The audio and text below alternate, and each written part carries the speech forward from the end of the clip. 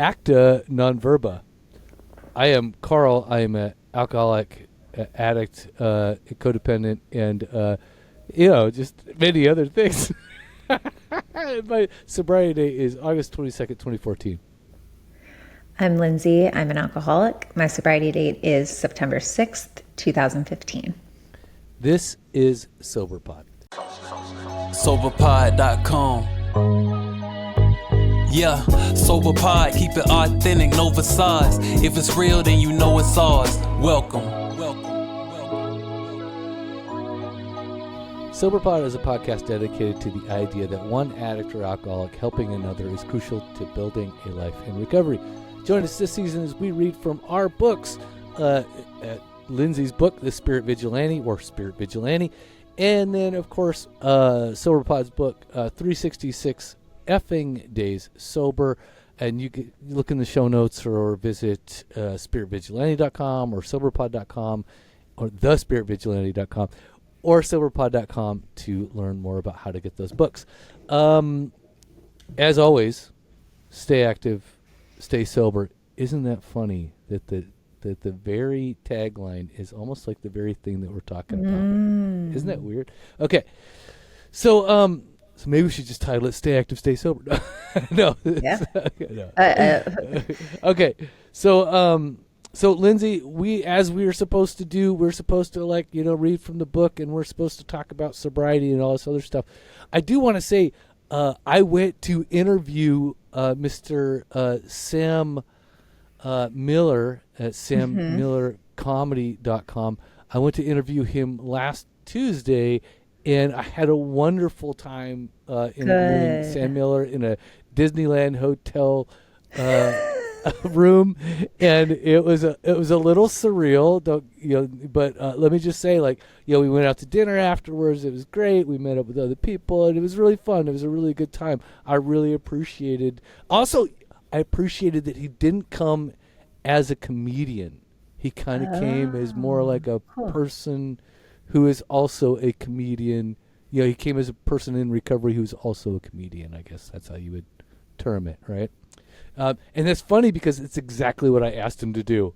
Isn't that weird? Dude, I don't want you to be a comedian. I just want you to be Sam Miller. Right. I mean, that's important. Take the mask off. Yeah, exactly. Yeah. And, of course, we had a really good time. I think it's great when, you can have a good conversation, laugh, and then be in the middle and forget that you're recording at some point. That's what I was doing. I was like, oh, wow. I'm like, wait a minute. I'm like, I'm recording. Oops. So that was kind of cool. So tune in next week when it'll be me talking to Sam Miller at sammillercomedy.com. You can go check him out before the episode or after the episode. But either way, he also has an album too, he just put out not too long ago. So that's also available on all the streaming services, Spotify, Apple Music, etc. So you can look for Sam Miller, and I'll try to include that in the show notes for next week. Okay. So that was last week. Is going to be next week. Today is today with me and Lindsey. So, now we are here. We sit. We're back. So, Lindsey, what have you been doing? I have been. It was a pretty chill weekend. The weather was really nice. I had a lot of social things planned. I taught a writing class, and it was a pretty good balance of everything. You have something else coming up, even tomorrow, right? What do you got going on? On the 8th or something? You have I was checking out your Instagram. You have you have some stuff going on with female thingies or something or another. What is that about? Email things? No, female as in. Oh, female. I do have something tomorrow. Yeah. I have a goddess gathering. There is a female thing tomorrow. Thank you. The word female is what sparked it. Yeah. There's so many different areas of my life. So what is a goddess gathering? Oh, it's just the most beautiful experience. So it's a women's circle. I'm sure you could deduce, but we kind of just do a check-in of where everyone's at. There's usually a theme, a goddess. Lindsey, everything I learned through drug dealing in Pornhub. So if you could just translate that to the like a regular person language, that would be awesome. Okay. So what we do is it's a group. We sit in a circle, women's circle, and we usually kind of call in or talk about a particular goddess and revolve the session around the themes of that. So this one, for example, the goddess name is Flora, and it's a lot to do with spring season, blooming, fertility, beauty. And so we do a meditation journey. We come back to a group, talk about it, do some journaling, set some intentions. We usually pick oracle cards at the end just to kind of seal the So practice. like you could pick like Venus or something. You guys would all talk about like Venus and kind of go along those lines. Correct. Yes. Sounds So like Artemis was a really cool one. Demeter. Yeah. But it can be any kind of, there's so many So goddesses. do you have to do like research before you get into it? Oh, yeah. Okay. Yeah. It's like Yeah.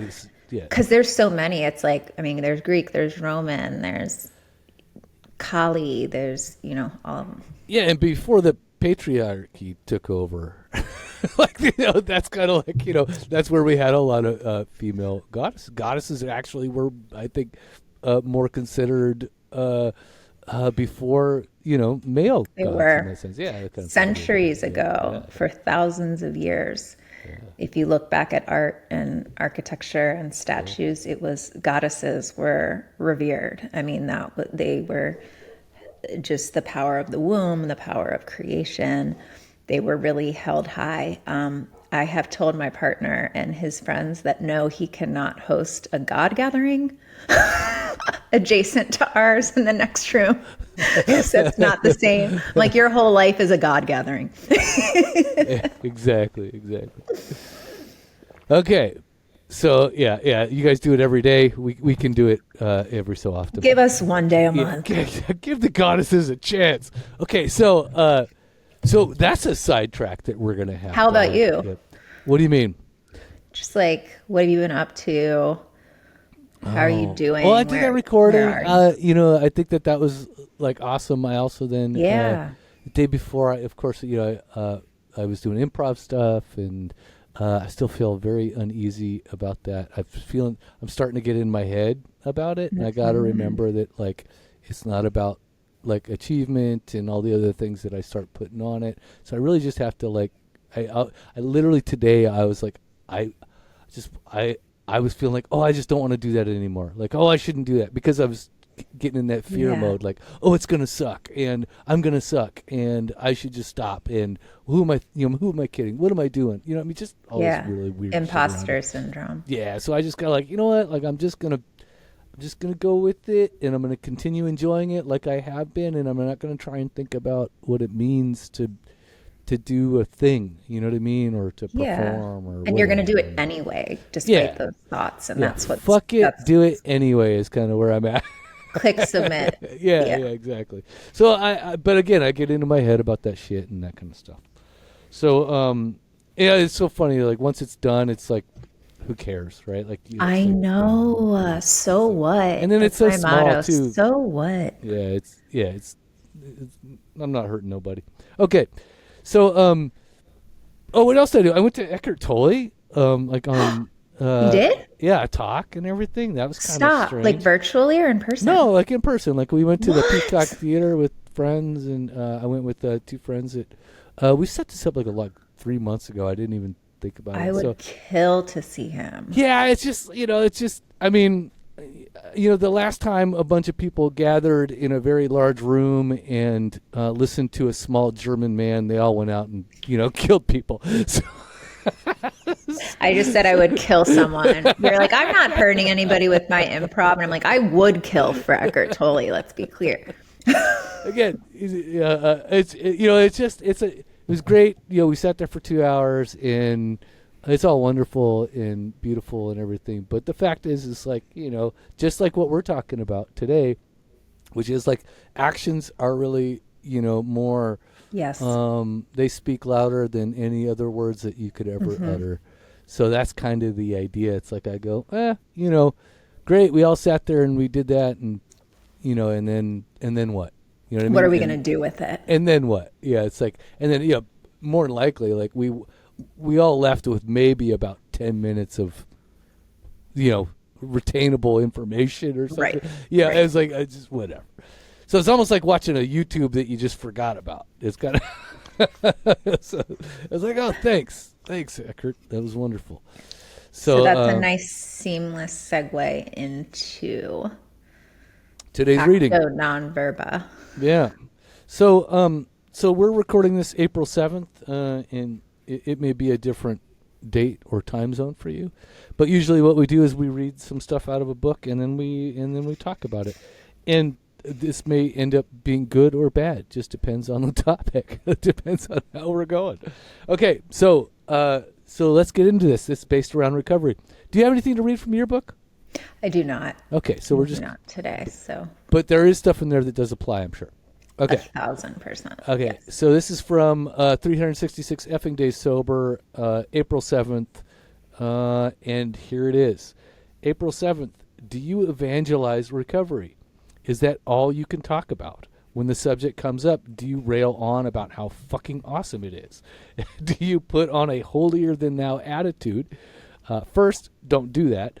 Be a fucking human being and consider the circumstances. Nobody likes to be preached at, and nobody likes a braggart. It may be the best thing you have ever done, but let your actions speak the fruits of recovery, not your words. The fact is, people have heard your words or your bullshit for long enough. Focus on being an example of recovery and not an evangelist. We know what you're thinking. This coming from someone who gets on a microphone every week.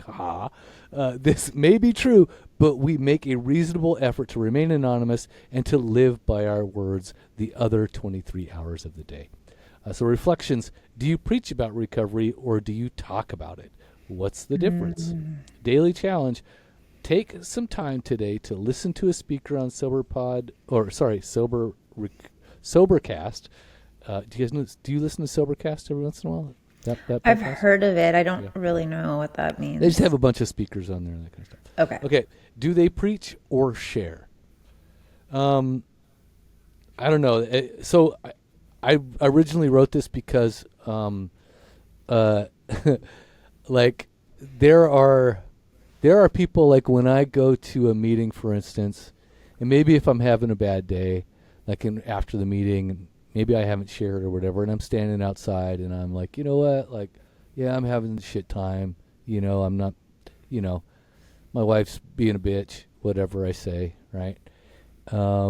Not that I'm just picking on her, okay? But I'm just saying, like, so I'll stand out there, and it just seems like the humanity is lost, right? Like that somebody, like that they're just running their entire life through a recovery filter, and then they, it's like, so they'll come at you and they'll say like, well, acceptance, or if you try praying about it, it's like, I mean, not at this fucking moment, no, but like, it's like, where's the compassion or the empathy or, I mean, just basic stuff like that. Do you ever find that for instance, like, and I did it, by the way, so I'm not like saying, like, I'm not speaking from like hey, I'm not I'm susceptible to the same behavior, because I am. I fucking totally did it, dude. In my first 2 years of recovery, that's all I could think about. That's all I talked about. Like, I'd be like, we'd be at a family fucking function and somebody would say something and I'd be like, the serenity prayer. You know what I mean? Like, I just like, always bringing it back to like this 12-step life, and it was just fucking, as I got out of it, I was like, oh, I'm kind of glad that's over. Did you do the same kind of thing? Did you kind of evangelize it like that? I didn't really. Well, aren't you a fucking saint, Lindsey? I am holier than thou. I didn't. I mean, the only person outside of AA that I would talk about it with is like my therapist and my sister. So my sister probably got an earful of it, but not in a preachy way, more just sharing my experience,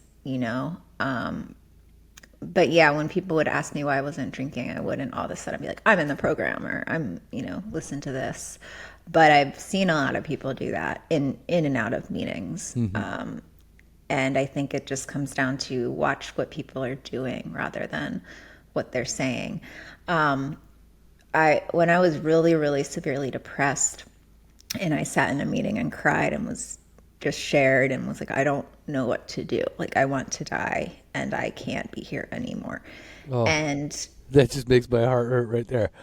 yeah, Because I and know I know that feeling. I yeah. really do. Yeah. Someone after the meeting was like, you just gotta work the steps, you know? And at this Did point, you I poke had him in the been, eye? Did you just poke him in the eye?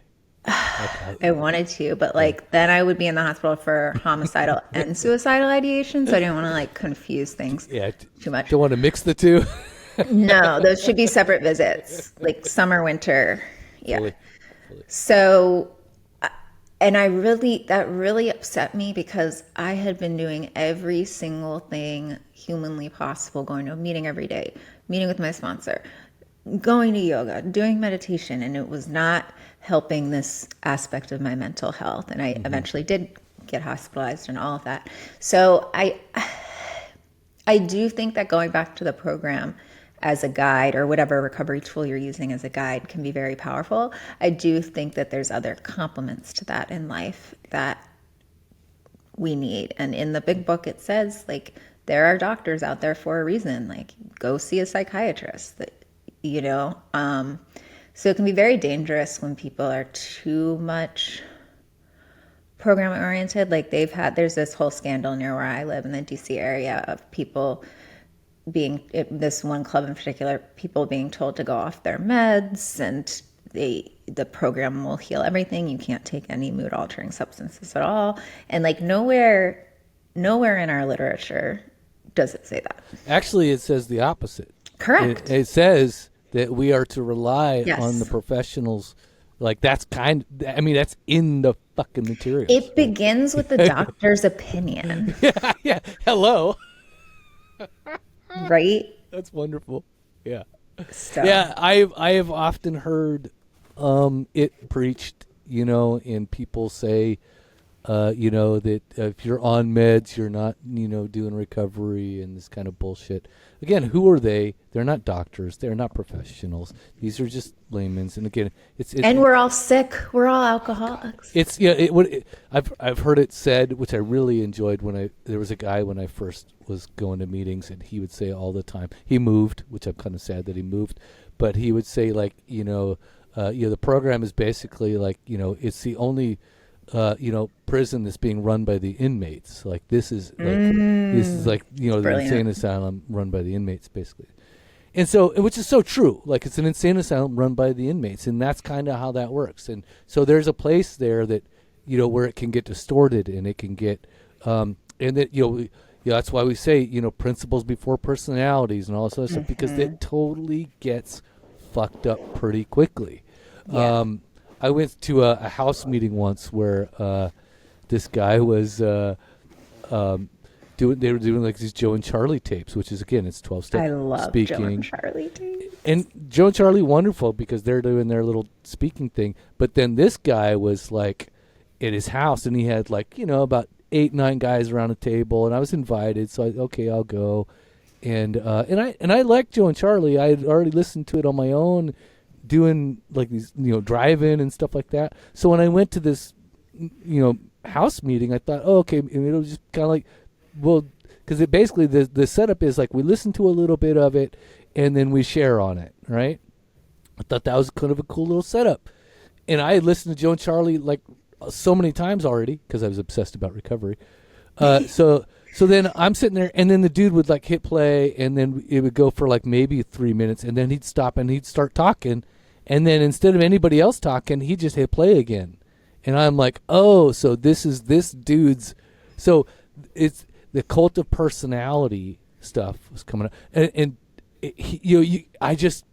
I was like, I saw it happening, and I'm like, you know what, I'm out of here. Like I'm like, dudes, I gotta go pick up my daughter. Sorry, gotta go. You know, you just do that thing where you look at your phone like, oh my gosh, I gotta go. And so, so it's that kind of weirdness that can happen in, you know, 12-step lands. But it can happen also like, on the internet, like this is a big deal because this is a modern day and age, right?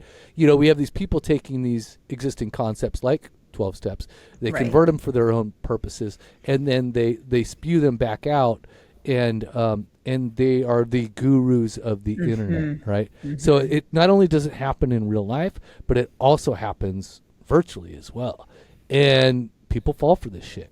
And I feel so thankful, one, that like I got out of like the obsessive recovery mindset, which I had for too long. Dude, if I brought my wife in here right now, she could tell you straight out, like, if she was going to divorce me, it would have been that period of life, right? Like that period of recovery was fucking terrible for everybody. So how and why did you get out of that? Well, we talk about it, acta non verba. My actions did not match my words, right? So in that first 2 years, I would just mock and repeat and mockingbird this shit. Like I would, I'd be repeating this shit back to, other people, like thinking that I was fucking helping. But then I would turn around and be a complete fucking jerk to my family, relatives, relationships, or whatever. I'd be flipping people off, going down the fucking road because, I'm so full of serenity, don't you know? It's like, I do actually do nothing about what the program was saying. I actually, and again, I don't even think I really worked the steps enough to be like a good representative of it. I'm 2 years, but I'm still absorbing and I'm still learning and I'm still growing. I just don't know. And nobody is like in my life enough to check me. You know what I mean? I'm just, my ego's just running. And, cause it's now sober and it's running full steam, Yeah, I was going to say it was like you were in intellectual agreement with all of the concepts you were learning and you understood them from a philosophical perspective. Like, this makes sense. But then it takes a while for our actions and our soul and us to align our lives in such a way where we're actually reflecting those principles in all our affairs. Yeah. Yeah. And there's a lot of bullshit, that we have to kind of sift through in our own little minds and lives. And that's kind of where I was at. So I would attend meetings. One of my favorite speakers, talking about Sobercast, I had a favorite speaker. He says you can fool them at the coffee pot, but at whatever, at a meeting at 7 p.m. But what about at 2 p.m. when you wake up? Or sorry, 2 a.m. What about at 2 a.m. when you wake up and it's just you, alone in the bathroom mirror? It's like, I'm going insane and I'm crazy. And I'm afraid to tell anybody that, like, because I'm just running around pretending to be a part of the program, right? Like playing the part. Because we do have to play the part at first to even learn what the part is. Fake it till you make it. Well, I don't believe in that, actually. I don't use that term. I prefer, if I am to try to articulate that, as act as if, or kind of act in the way you want to be. I believe in that more than I believe in the idea of fake it till you make it. Right. Yeah. So because to me there's almost two different things. One is I'm pretending to be this other thing, and the other is I genuinely wish to be this, and I'm going to try my damnedest to act that way. Yeah. To do it. So it's to hope that the mood then follows that. And Yes. So what is the difference between sharing and recovery? How does the conversation that we're having now and other conversations in your life, how are they now more of a sharing feeling than a preaching? So preaching is obviously all just words, right? And you know it, and you can feel that. It's like, acting in recovery is a very different. Acting out recovery versus just sharing and preaching about it are completely different, two different things. And it really comes down. There's a lot of selfish and self-centered behaviors, right? That are reflected in actions all the time. So and again, are you putting others first? Are you really trying to be other-centric, or are you still being self-centered? Like, that's the idea. I think a lot of that stuff is reflected in, are you actually taking action to improve other people's lives, or are you just taking action so that you can say that you've improved other people's lives, there's another difference there too, you know? So even though you may be doing the action, what is your intent on What doing is the your action? motive? Yeah, what's your motives? And then the other thing is like, are you even taking the actions in the first place, you know? Or are you just looking for ways to take credit for them? So, yeah, there's a lot of stuff like that, like, I don't know like really good examples right now of what that would be, you know, other than, I think one of the things I heard in a couple meetings, which is like, yeah, because there was one meeting where I don't know if it was just like a brag off or something. Like people were like, you know, talking about like the good shit that they were doing in recovery one day, and I was just like, you know, like this is kind of fucking weird, like, you know, and I'll tell you, I came to understand there was a few dudes in that room that really understood what was going on, and then one of them basically just said, yeah, try doing something good. That was kind of the majority of his shares. Like, yeah, it's great that you're doing good. You guys are all doing great, and this is wonderful. He's like, but try not to talk about Exactly. it. Try not to try to do something good. And not tell anybody Not about tell it. anybody, because then you're like, there's the idea of you understand Yes. what it means to actually do that stuff. Yes. And so the people that scream the loudest that I see are the people that are doing less action. Yep. You know, the people that talk about it the most are probably the people who are doing it the less. You know, doing it less. Yeah. Does that make sense? And there's a reason for that. They probably have, and that can be with anything in this world. A lot of people might be experiencing a cognitive dissonance between their words and their actions. Mm-hmm. So they kind of have to amp up the words to convince maybe even themselves of what they're doing and what their values are. And I see that a lot actually in meetings. I don't know about you, but I see it a lot where people will talk, and then it's like, and I'll know these people like pretty intimately, where I'll see like, you know, hey, like I know where they go to work. I know like kind of what they do. I've talked to them like often enough that I know that like their life is not what they just said. You know what I mean?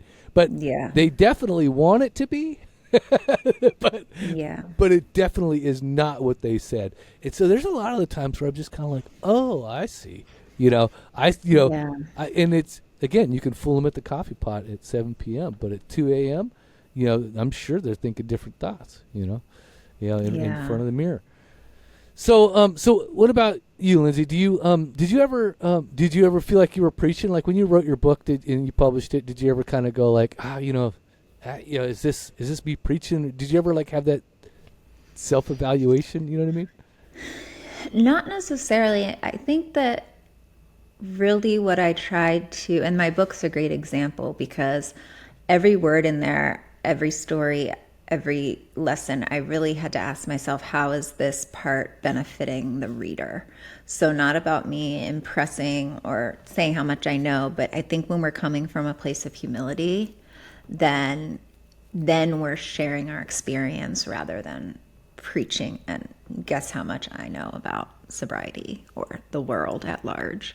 So yeah, I really try not to be preachy in my written words or spoken. In fact, I probably err a little bit on the side of not showing enough conviction because I am so gentle in my approach of like, everybody's different. I can share my experience, but I can't tell you what to do. And sometimes people do want to be told what to do, but that's a different story.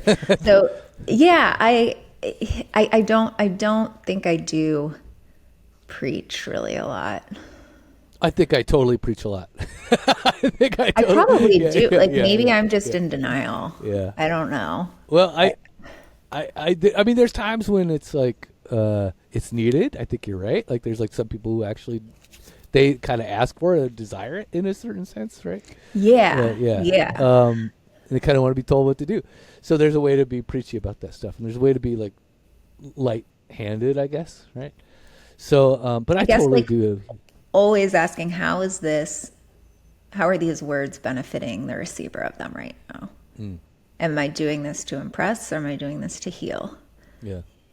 I think a lot of times when I do it, when I'm talking about when I preach, it's like it is literally like almost sidewalk preaching, right? You know, it's like after a meeting, I'll see somebody walk away that maybe has been to a meeting a couple times, or maybe they've shared and they just kind of, just a little different. And so, and I call it fishing.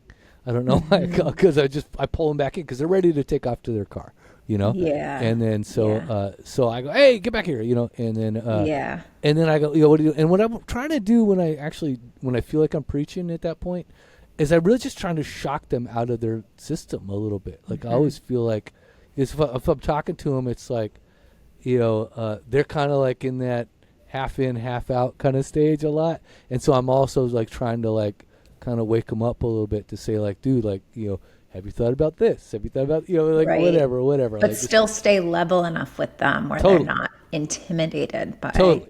you. I am down on the ground, like there's no doubt about that. Yes. Like, so I'm trying to be like whatever, Yes. but I'm not trying to be some fucking guru. I'm just trying to say like, Right. have you thought about this? Because it's like, Yeah. because you're here for a reason. These kinds of Or things, like, this is what happened to me. Were you feeling the same way? Because this Exactly. is what I did about it. That's the whole thing. This is what I I think did like about the it. last one of like the last sponsees I picked up was because I was like, dude, like, hey, you're just like me. I can see that you're just like me. Like we ran in the same kind of employment circles, right? And Yeah. I was just like, oh, so you're coming in? And I go, so I can see like we're a lot alike in that way.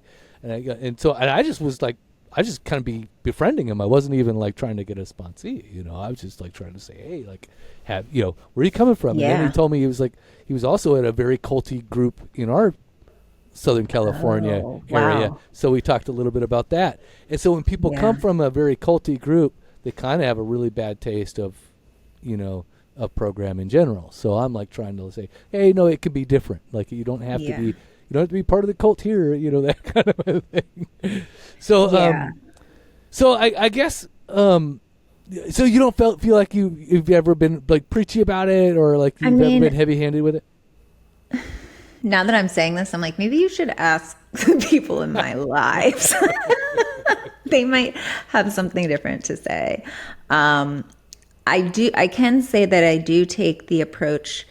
I'm more of the person, like, if someone asks me a question and I know that they're interested, then I will share. But I've had people reach out to me in various points of my sobriety, like, my friend blah blah blah needs help, can you talk to them, this and that. Sure, they can call me. I'm not chasing people around to tell them about my recovery. What about being obsessed with it, like in that way where you're like, oh, like because again, my first few years I was just really obsessed about like all things recovery, and I could not get out of it. Yeah, totally. My sponsor, I was like, dude, like I think in that first year I was like, dude, I can't do anything but listening to fucking podcasts. I was obsessed.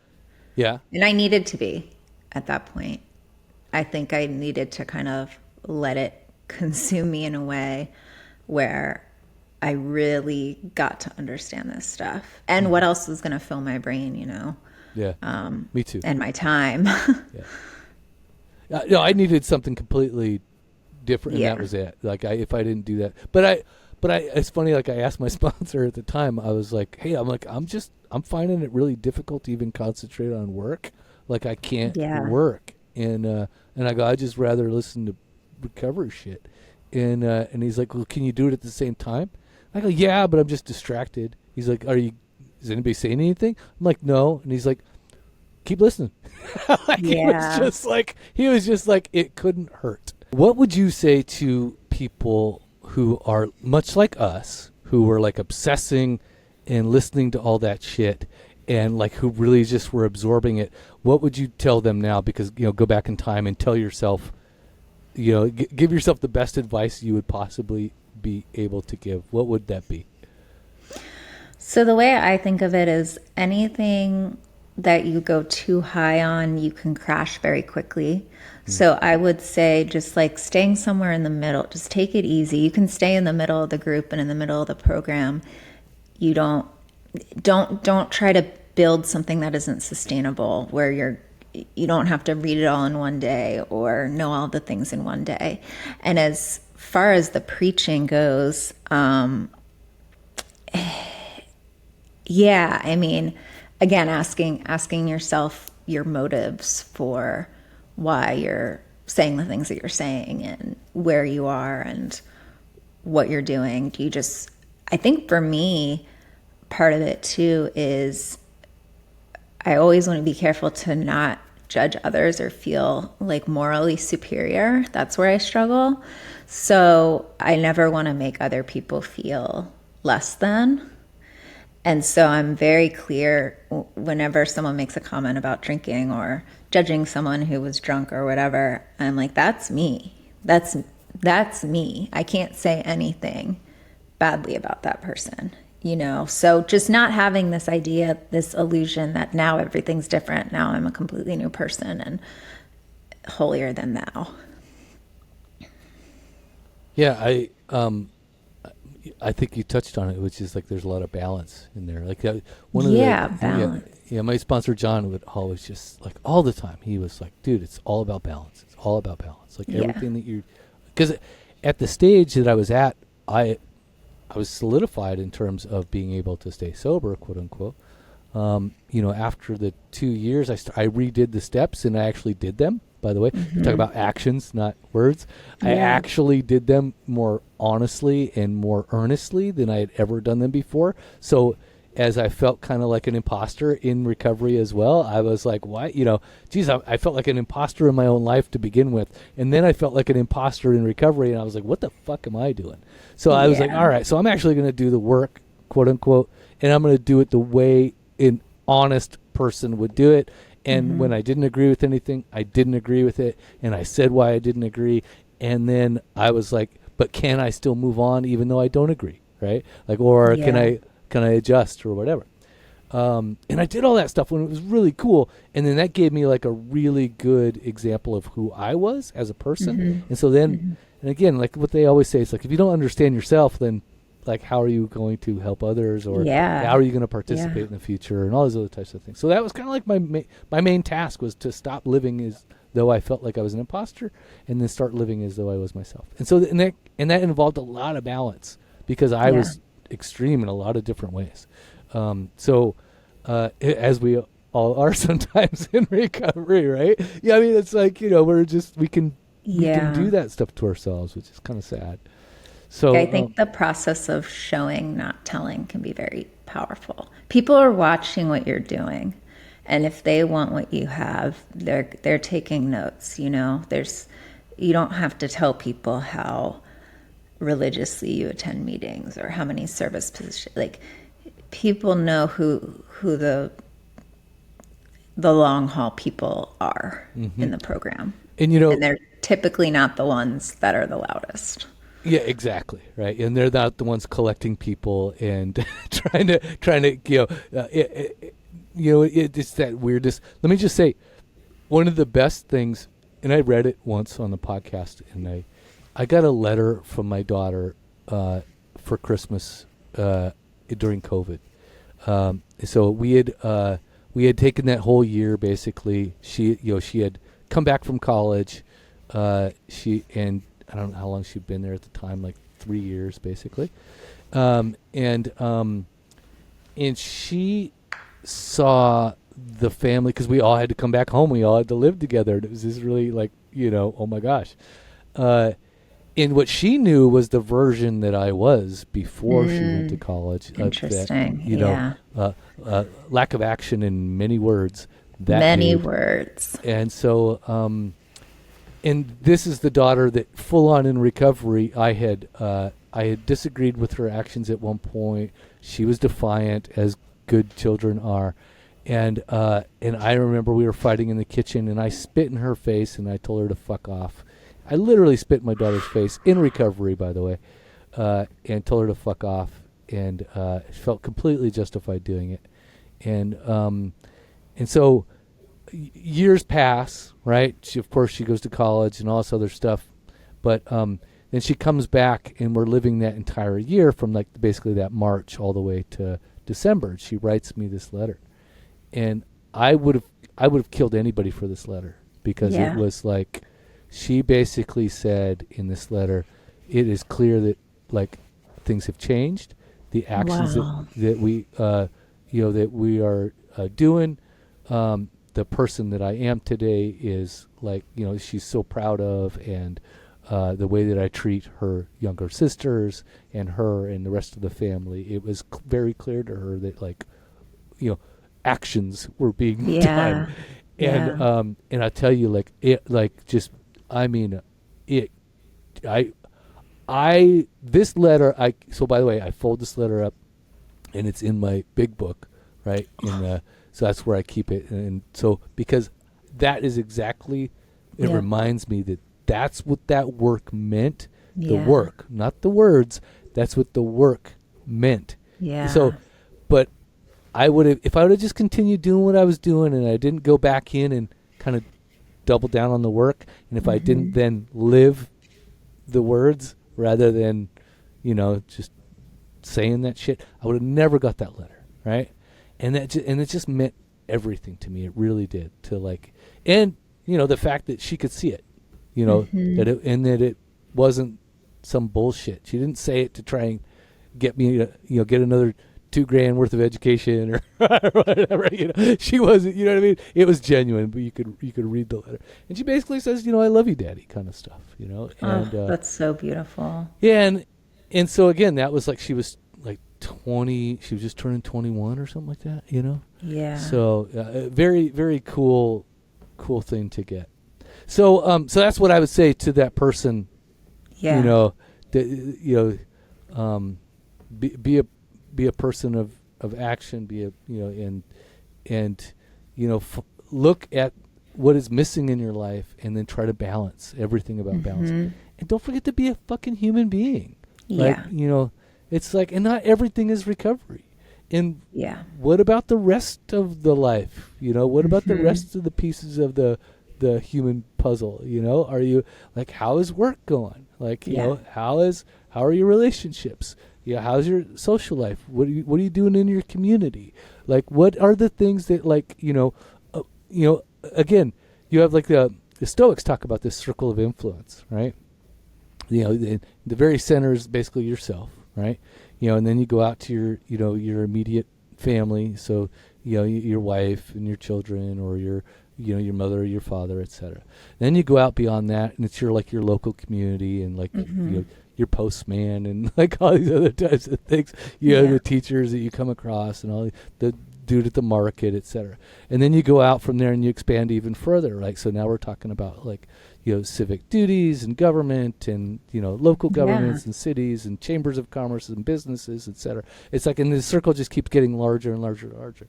And then how do you impact and affect those things? And that all, none of it has anything to do with words. Like, there's not a single word behind any of that engagement with those people. It's all about action, but balanced action. Right? When you're talking about your daughter's letter, it's because she can trust your actions, but she couldn't trust your words. But she had to see it in action, and she had to see it. She didn't believe it until she saw it, just like all of us.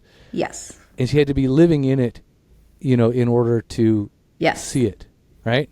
Yeah. Because if she had never come here and had to live here during COVID, she would have just assumed that I was that same person talking bullshit until she came here and she actually lived it. She didn't see any changes. So. Yeah, talk is so cheap. I wish it wasn't that way, because I truly believe everything everyone says. And then when something doesn't happen, I'm like, but you said you were going to do that. I don't understand. Yeah. Why would you say that?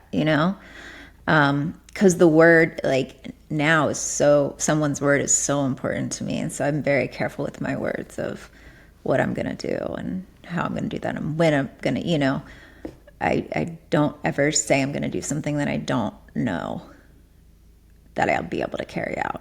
Yeah, there's something beautiful about being able to check yourself. And like, what I also love is like when I say stuff that I know that I won't be able to do, but I still say it anyway, because it happens. Like, I just be reactionary and be like, oh yeah, I'll do that tonight. And then I hear myself say that and I go, oh, no, I won't be doing that tonight. Yeah. Like, I have that opportunity to turn around like, oh no, it's going to be, I used to be like really terrible with like, somebody would ask me to do something and or like, how long does it take? And I say, oh, like 5 minutes. It's like, because you want to give them you're trying to please them in the moment. Exactly. And give them an answer. Exactly. When really, I always try to like under promise and over deliver. That's what I go by. So I think when it comes to recovery and about, talk is cheap kind of a thing, and Acta Non Verba, that's the idea, right? It's like, you don't have to say shit for anybody else's benefit. It has nothing to do with them. It has nothing to do with any of those things. It's really about action. It's always about action. That's why the episode's called Acta Non Verba. Acta Actions. Non Verba. Yeah. Actions, not words, right? Yeah. Okay, Lindsey, do you think we've beat this topic up enough? Probably. Yeah. I mean, I think the important distinction is, where are you sharing from? What place are you sharing from? Is it a place of humility or pride? And then what does action look like for you today in recovery? Like, so if you're like talking about actions, not words today, like, so you got, how much time you got again? 10 years? Something like that? I thought you meant just like, how much more time do I have? No. 9.5. Yeah, So 9.5. So yeah. At 9.5 years, what does action look like for you today in recovery? Great question. Action looks like still going to meetings. Action looks like working with other women in recovery, having service positions, speaking in meetings, saying yes. So that's kind of the whole meeting thing. I always talk about this on this podcast, but writing just to keep myself honest, seeing a therapist, staying, like you said, kind of the micro to macro levels of the world, and making sure I'm constantly staying in this place of self-awareness to make sure that my actions are aligning with my values and that I'm kind of paying each one equal respect. So yeah, I think being honest with myself and then making decisions based on that is what it looks like.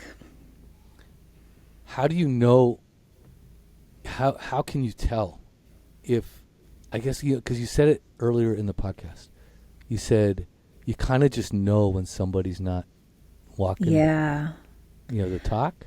Like, how do you just kind of know? I think that what happens when you do this deep level work and get to know yourself, you get to then, like, the more you know yourself and can see yourself clearly, I think you can see other people more clearly too. And so you develop a greater sense of intuition.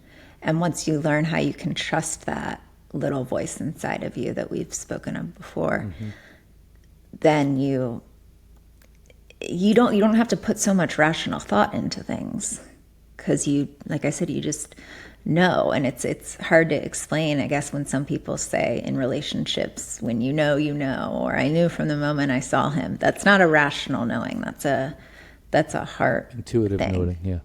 Yeah. How about you? My current sponsor says, which is kind of funny because it's still, again, from Stoicism, but I don't think he knows that it's from Stoicism.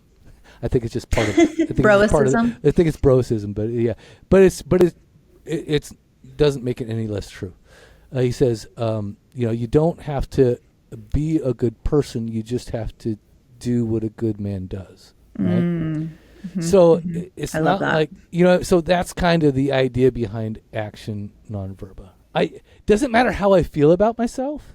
It really matters about, like, because, it's always going to be distorted. It's always going to be on some level, like, I consider myself differently than what I actually am. And the truth is, like, when I was doing the 4-step work, like, and I looked at the list, I think we talked about that, like, even a week ago. I looked at the 4-step list and I was like, that's it? Like, that's right, it. Right. Because it's always worse in my head than it is in reality. And a lot of the times, if I'm really looking at it, my actions are very, like, true, right? They're very much like, that's who I express myself to be. But in my mind, I am always a very different person. I'm always worse than what I'm actually doing. I think that's what I was trying to. Actions don't care why you take them. I just think that's that's kind of neat, right? Yeah. Yeah. It's like I can see it interpreted in multiple ways, but just kind of like, do the thing. You don't have to overanalyze what it means to how it relates to you as a human being. Like, even sometimes asking yourself, even if asking what someone you look up to would do in this moment. Like, what decision would a good person make right now? Like, if I were in a movie, what does the audience want me to do right now? Yeah, What does the exactly, hero do? Exactly. And it just takes kind of the drama out of it when you're just taking the next step, and you don't have to, oh, well, that wasn't my last step. What if, do I have to take this next step tomorrow too? It's like, just act. Gotcha. Well, I'm going to do that. Do it. I'm going to do that. moving Yeah. forward. I mean, I guess I think for me, as with a lot of things, it all comes back to self-awareness and kind of assessing where you are and how you're behaving out in the world, and seeing what adjustments need to be made. That's where it's at. And, I think that's where a lot of if we're talking about program, that's where a lot of the program really lives, right? Yeah. It's just all in awareness. Yeah. And it's like on an everyday level, staying like active to be like, okay, am I, first of all, am I aware of what's going on? Second, am I now acting on that awareness? Am I quote unquote staying on the beam that way? Yeah, so. and that's my whole spirit vigilante thing. Vigilante coming from the root word of vigil, or vigilant, and keeping watch, and staying awake, staying aware. Mm-hmm. All right, so that's it. I think that's it. Do you think that's it? That's it. Then that must be We're it. holier than thou. That is the summary. So we'll be back to preach next week. We'll be We talk our about, next sermon. So buy our preachy books at respective URLs. And don't forget to come next week and listen to Sam Miller Yes, talk about his story and all his little trials and tribulations. Until next time, what do you say to the kind, wonderful human beings out there? Trust your truth. And I say stay active, stay sober. See ya. Soberpod.com. Yeah. It was a sight to see him. Breakfast with Sprite and Seagrams. Wrestling with my vices, exercising my demons. My blessings were blocked, so I never got the message. I'm stressing, I'm only 12 steps from an exit. Regret it, because my imperfections were perfected. I ain't run from it, I accept it and rep it. It's a badge to me, good stories come from a tragedy. And when you survive, the glory will come in Act 3. The wait's over, 366 days sober. Morning affirmations that can start the day for you. Use my favorite bookmark for a placeholder. Finish when the day's over. Okay. Yeah, sober pod, keep it authentic, no facades. If it's real, then you know it's ours. Welcome.